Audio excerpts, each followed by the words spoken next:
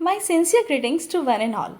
इस वीडियो में हम पढ़ेंगे क्लास 11th के स्टूडेंट्स के लिए उनकी सप्लीमेंट्री रीडर यानी स्नैपशॉट्स का first lesson, the summer of the beautiful white horse, composed by William Saroyan, who was a famous Armenian American writer. In this video, I'll present a detailed summary of the chapter, including all the important questions asked frequently in the examination. It's a beautiful short story. Let's start. तो ये कहानी दो Armenian boys के बारे में है, अरम और मुराद. अरम is 9 years old and he is the narrator of the story.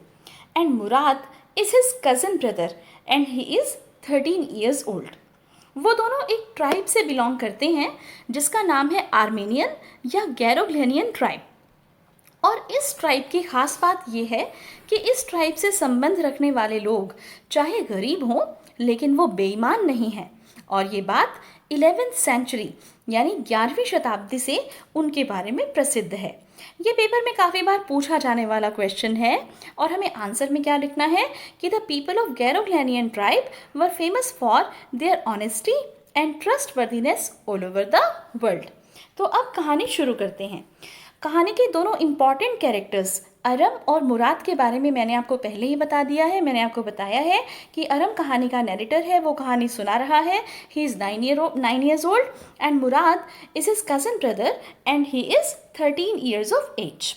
So, one early morning when Aram was asleep, his cousin Murad showed up to his window with a beautiful white horse.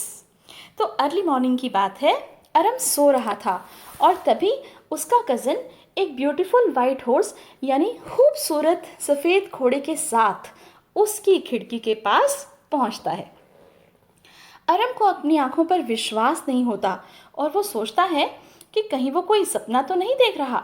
लेकिन ध्यान से देखने पर उसे विश्वास हो जाता है कि हॉर्स तो रियल है. अब उसके दिमाग में बहुत ही इम्पॉर्टेंट दो क्वेश्चंस आते हैं. फर्स्ट कि since they were poverty stricken, कि चूंकि वो गरीब हैं तो इसका मतलब ये घोड़ा उनका नहीं हो सकता. जैसा कि मैंने आपको गैरोग्लेनियन ट्राइब के बारे में बताया भी था कि दे वर पुअर. और दूसरा ये कि हालांकि वो ईमानदार हैं, वो चोर नहीं हो सकते. तो ये हॉर्स मुराद के पास कैसे आया? अभी वो इन पॉइंट्स के बारे में सोच ही रहा था, तभी मुराद ने उससे पूछा कि क्या वो उसके साथ हॉर्स राइडिंग यानी घुड़सवारी के लिए चलेगा. तब अरम को देखिए आप, शुरू से ही घुड़सवारी का बहुत शौक था. उसे इस तरह के घोड़े, वो भी इतना सुंदर, और वाइट हॉर्स उसे बहुत पसंद थे. उसे तुरंत अपने कपड़े चेंज किए.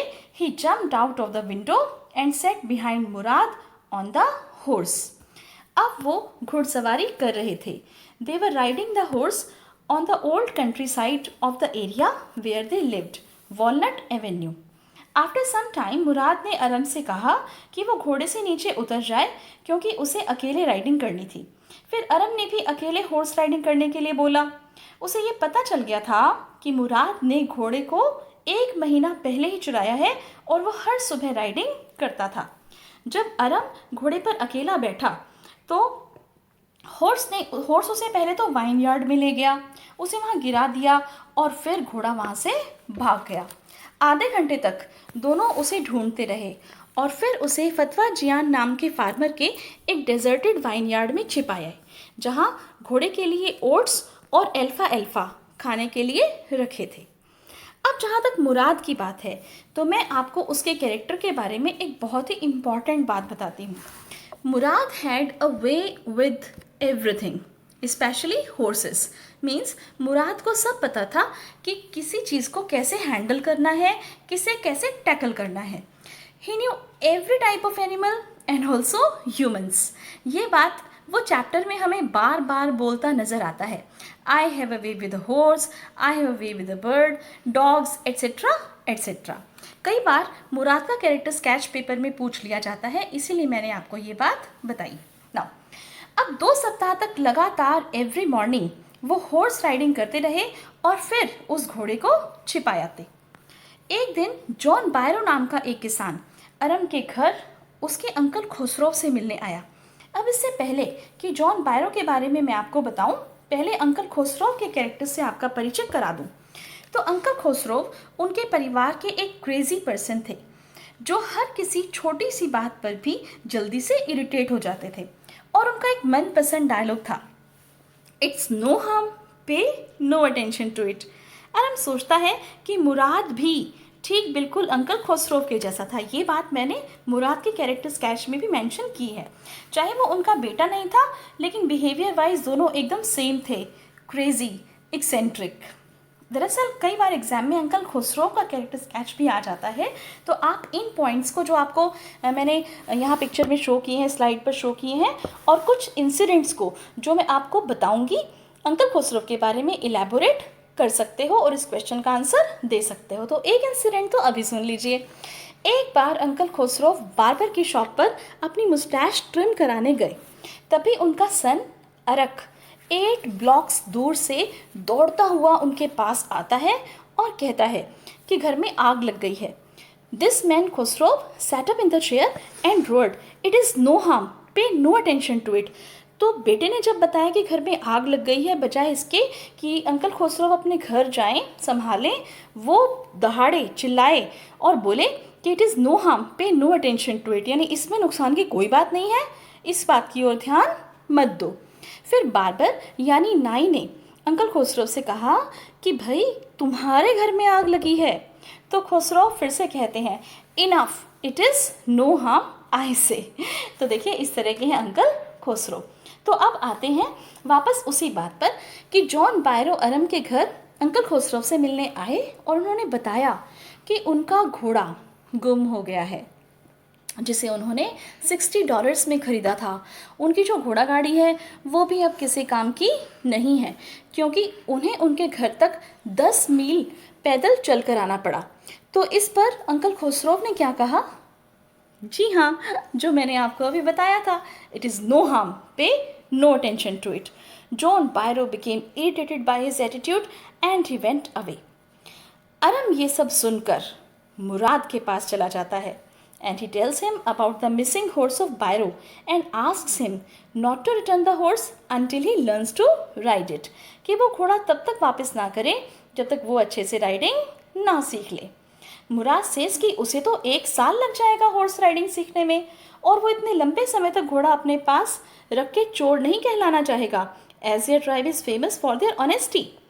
लेकिन फिर वो 6 मंथ्स के लिए घोड़ा अपने पास रखने के लिए तैयार हो जाते हैं।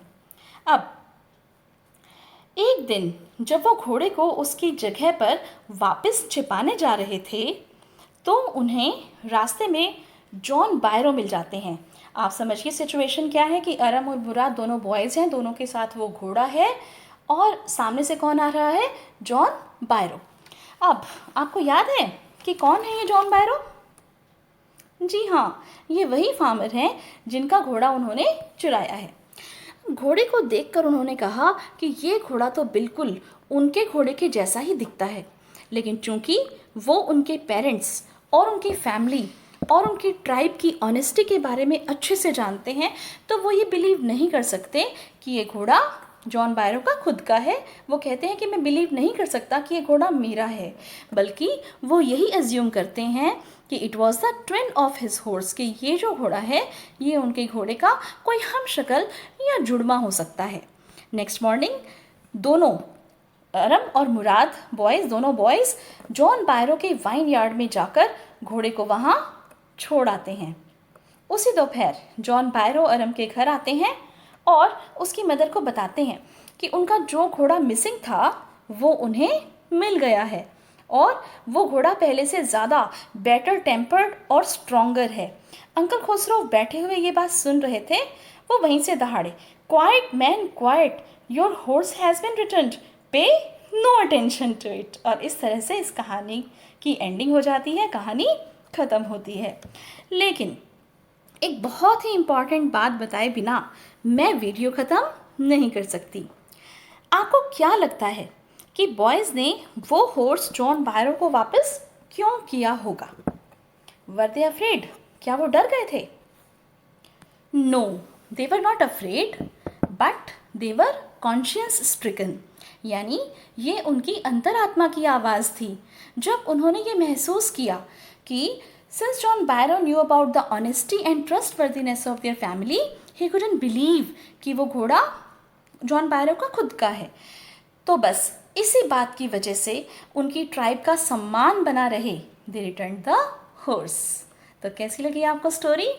If you liked reading the story along with me, then please hit the like button and subscribe the channel. Thank you so much for watching. Thanks a lot.